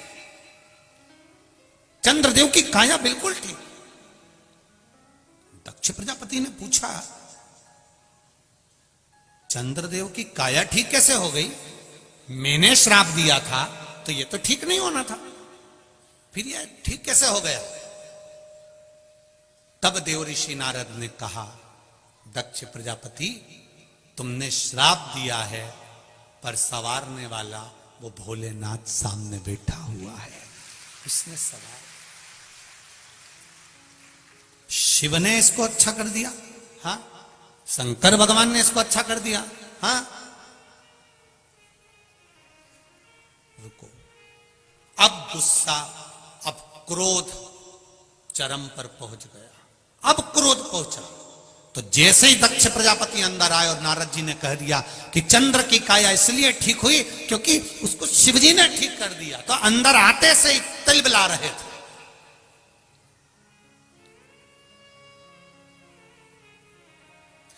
एक बहुत अच्छी बात ध्यान में रखिएगा जरा, कानपुर वालों, एक बात का स्मरण अपने पास में रखिएगा, कभी भी कच्चे कान के मत रहना। कोई अगर तुमको भर दे, कोई तुमको कुछ कह दे, कई लोग ऊंचे ऊंचे पद पर बैठे रहते हैं, बहुत ऊंचे ऊंचे सिंहासन उनके पास में रहते हैं, बहुत ऊंचे पद पर बैठने के बाद भी कोई उनको भर देता है, सर इस व्यक्ति ने तुम्हारे लिए ऐसा किया था, सर की बुद्धि में वो बैठ गई, अब सर उससे बदला लेकर तुरंत ट्रांसफर कर दी है।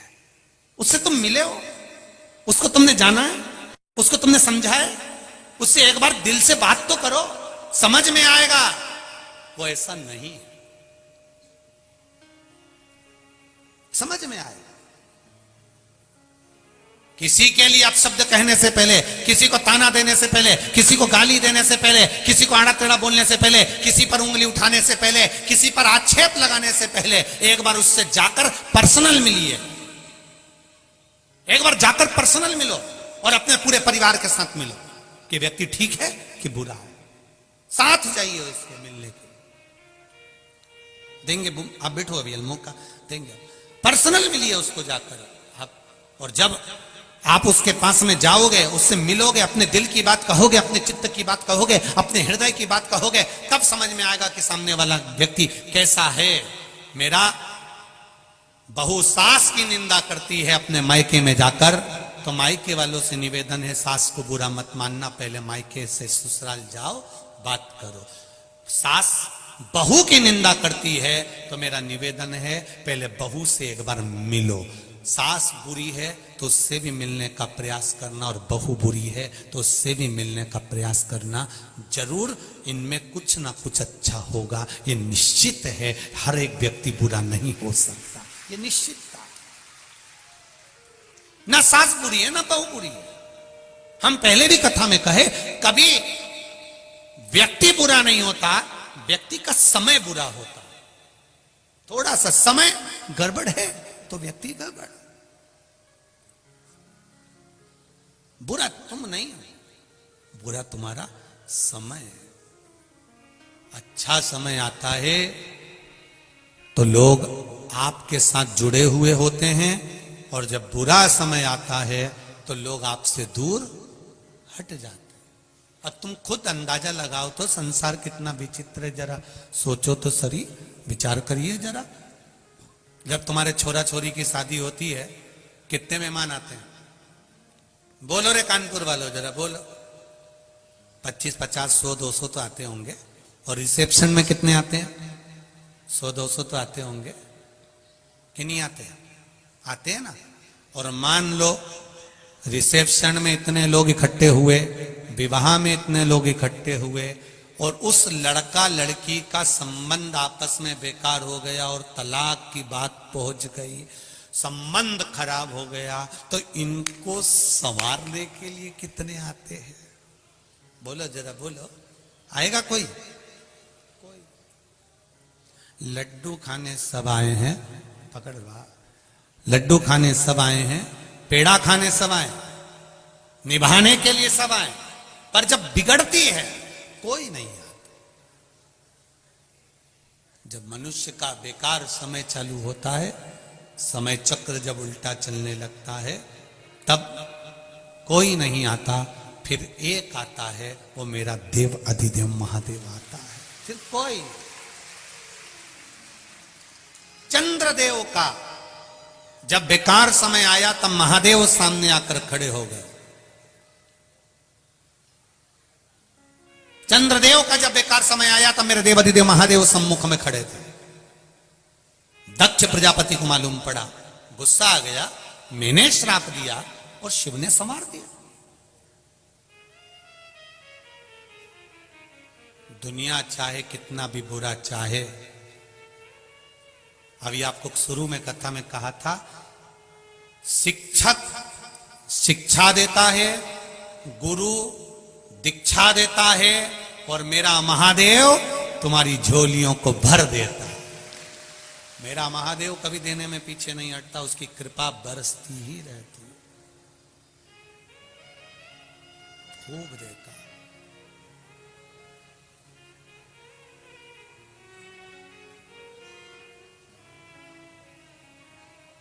वो देने में पीछे नहीं हटता महाराज। मैं तो तेरा एक दीदार चाहूं, दीवाना तेरा तेरा प्यार चाहूं। भगवान शंकर के मूल मंत्र का स्मरण करेंगे और अपने हृदय की बात बाबा देवाधिदेव महादेव से कहेंगे। बाबा भक्ति और शक्ति का आनंद प्रदान करे। भाव से अपनी जगह पर बैठकर सब प्रेम से बोलिए, श्री शिवा नमस्तु, श्री शिवा नमस्तु, श्री शिवा नमस्तु, श्री शिवा नमस्तु, श्री शिवा नमस्तु।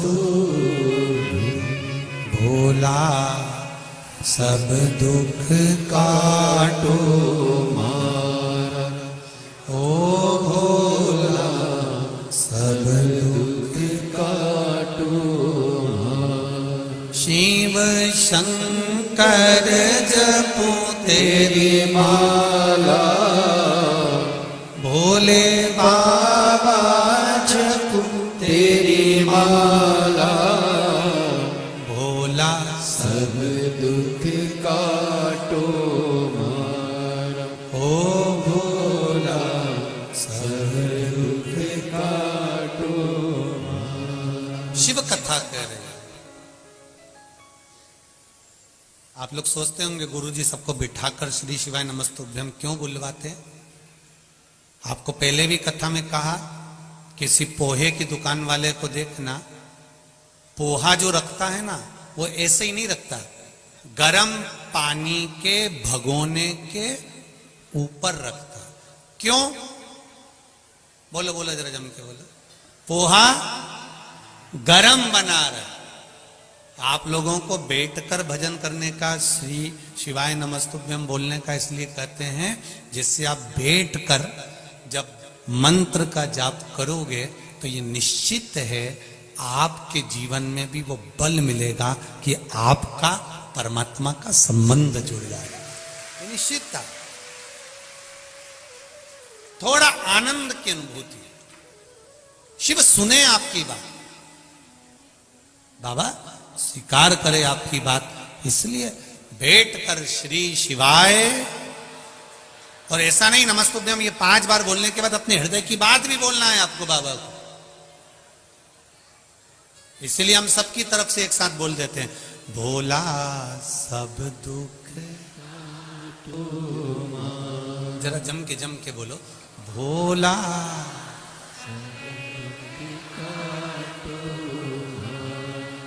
शिव शंकर तेरे माला भोला। बहुत बढ़िया। भोला सब दुख काटो मारा। भगवान से प्रार्थना करते रहो, एक दुख नहीं सब दुख काट। एक दुख से मतलब नहीं, सब दुख से। सर्वे भवन्तु सुखी। शिव कथा कह रहे हैं। सती मैया के पति भगवान शिव जी को दक्ष प्रजापति ने इसलिए अपशब्द कहा क्योंकि उन्होंने चंद्र की काया ठीक कर दी।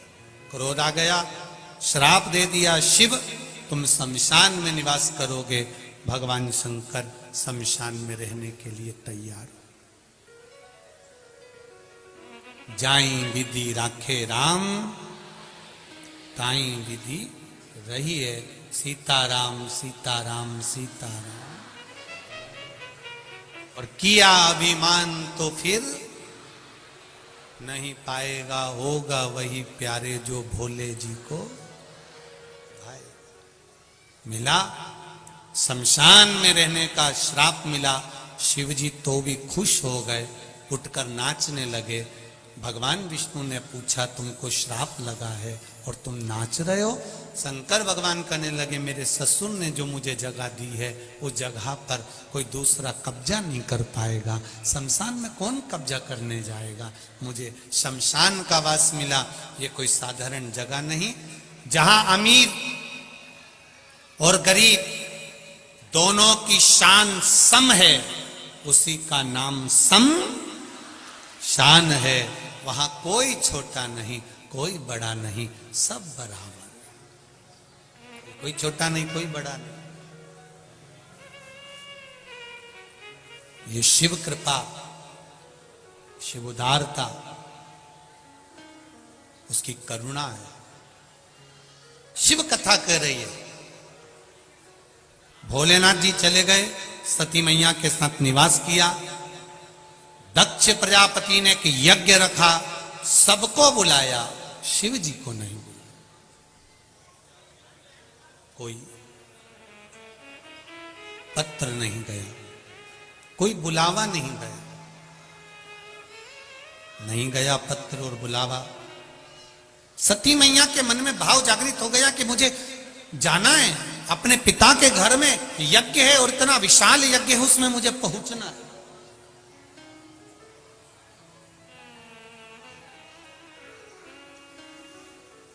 मेरे पिता के घर के यज्ञ में मुझे जाना, जाने के लिए आतुर हो।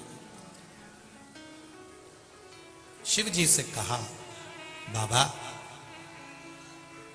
मेरा मन है मैं भी अपने पिता के घर में यज्ञ में जाऊं।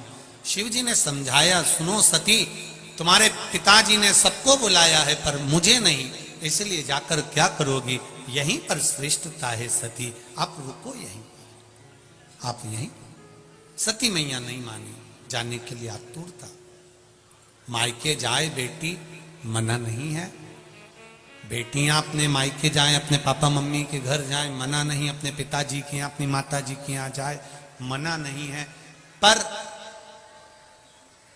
उस जगह पर ना जाए जिस जगह पर सम्मान अपने पति का ना हो।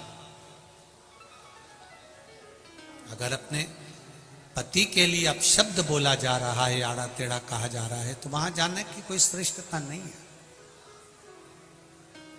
वहां जाकर फिर करोगे क्या,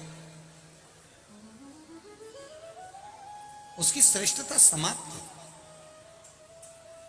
जाओ पिता के घर में, जाना चाहिए।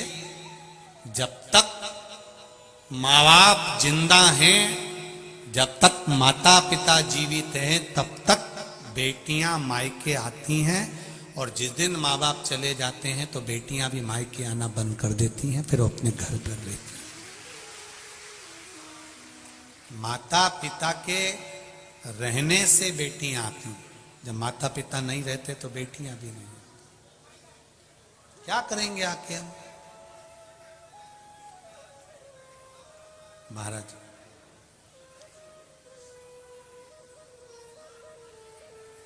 शिव कथा कह रही है, शिव महापुराण की कथा कह रही है। सती मैया ने जिद पकड़ ली, गई, जाकर देखा तो सबका स्थान था, पर अपने पति का कोई स्थान नहीं था। जल नैनों से बह रहे थे, क्रोध आ गया था।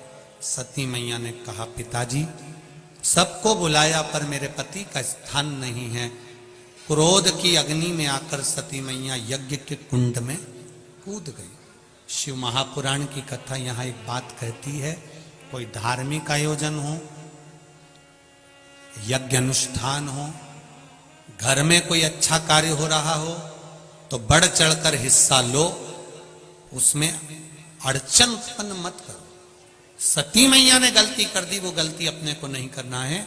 माता सती ने एक गलती करी कि यज्ञ की कुंड में कूद गई सती माता, और यज्ञ के कुंड में कूदी, भगवान शंकर को क्रोध आया, दक्ष प्रजापति का सिर कट गया, अग्नि में गिर गया। सती मैया को देखा तो शिव जी की आंख में जल था। री सती, तुझे अगर मरना ही था, प्राण त्यागना ही थे, तो तू ये यज्ञ की अग्नि में क्यों कूदी?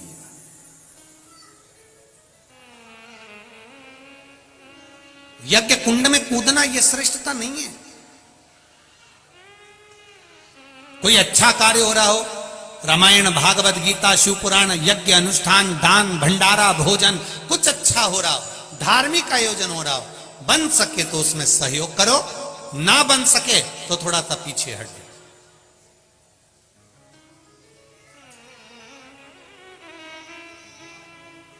अच्छे कार्य में अपने हाथ को आगे बढ़ाओ,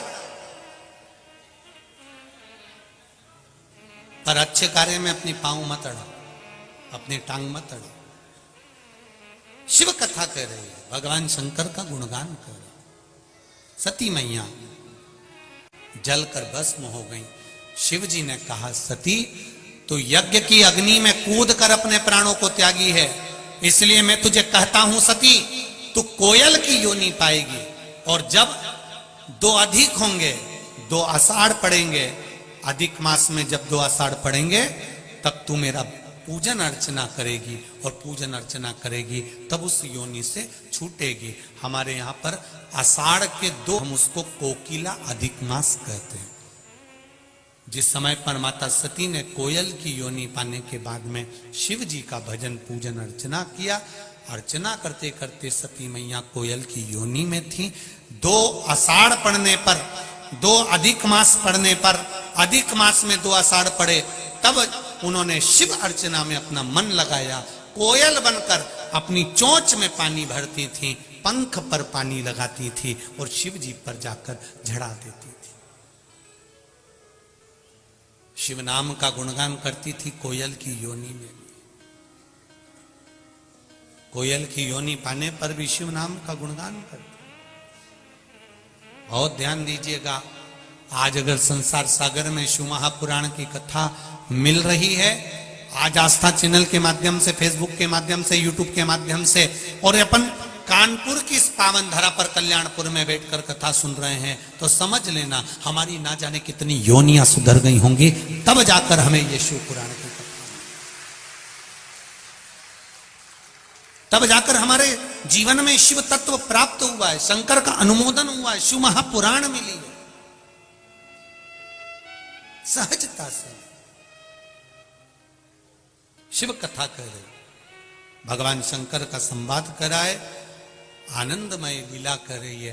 कोयल की योनि से माता सती छूट गई, हिमालय राज की कन्या पार्वती के नाम से विख्यात हो गई।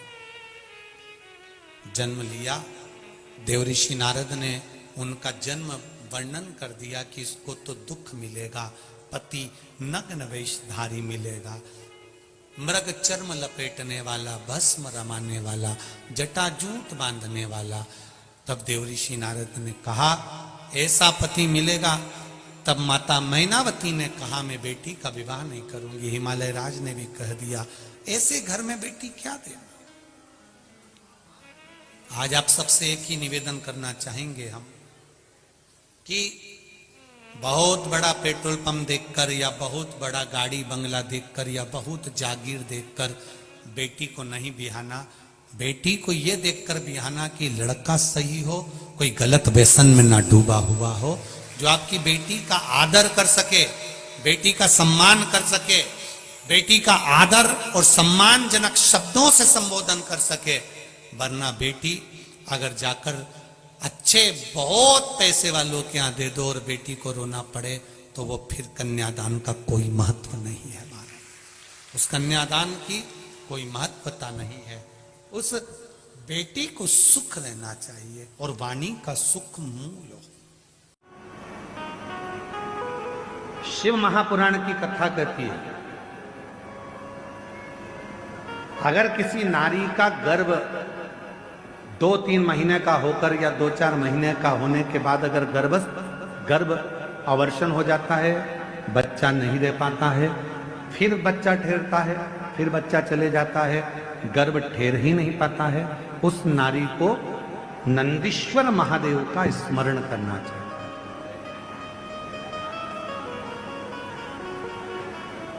सात बेलपत्र शिव जी के सामने जो नंदी विराजमान है उस नंदी पर समर्पित करें। घर में थोड़ा सा